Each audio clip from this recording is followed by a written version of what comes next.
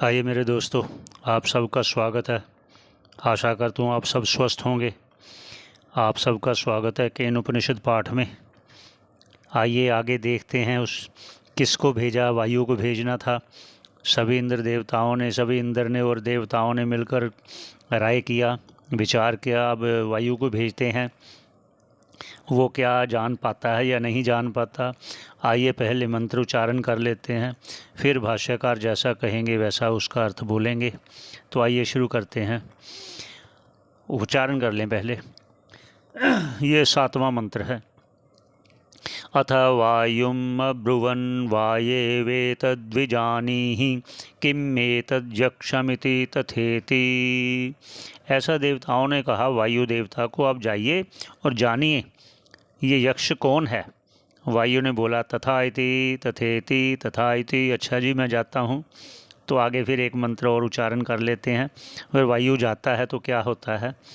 तदभ्यद्रवतम अभ्यवदत को असीति वायुर्वा अहमस्मीति अब्रवीन मातरिश्वा वा अहमस्मीति।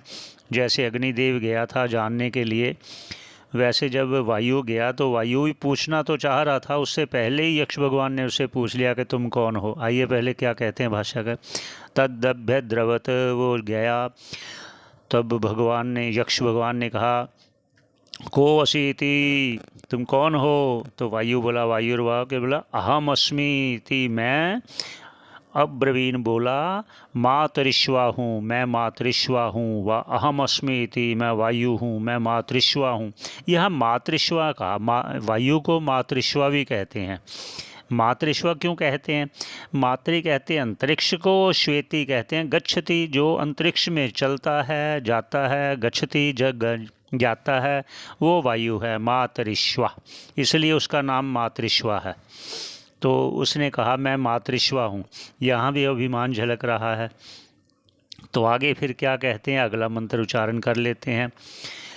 9वां मंत्र और 10वां मंत्र, इसलिए मैंने ये छोटे छोटे हैं तो मैंने इकट्ठे ले लिए मंत्रों को। 2 मंत्र इकट्ठे ले लिए। तो आइए उच्चारण कर लेते। तस्मिन् स्त्वयि किं वीर्यम् इति अपीदं सर्वम् आददीय यदिदं पृथ्व्यामिति। वैसे ही जैसे अग्नि ने कहा था ऐसे ही यक्ष भगवान ने कहा तस्मिन्, तुम में क्या समर्थता है? तो उसने कहा मैं इस पृथ्वी पे जो कुछ भी है सब कुछ उड़ा सकता हूँ। अर्थात ग्रहण कर सकता हूँ। तो आगे क्या कहते हैं, उच्चारण कर लेते हैं पहले मंत्र का। तस्मै तृणं निदधावेत अदातस्वेति तद उपप्रेयाय सर्वजवेन तन्नाशशाङ्क अदातुं स तत् एव निवृत्ते नैतद्शकं विज्ञातुं यद्देतद्यक्षमिति।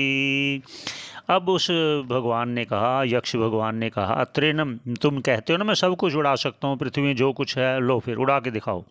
तृणम निदधावे, उसके आगे एक तृण को रख दिया, एक छोटे से तिनके को रख दिया।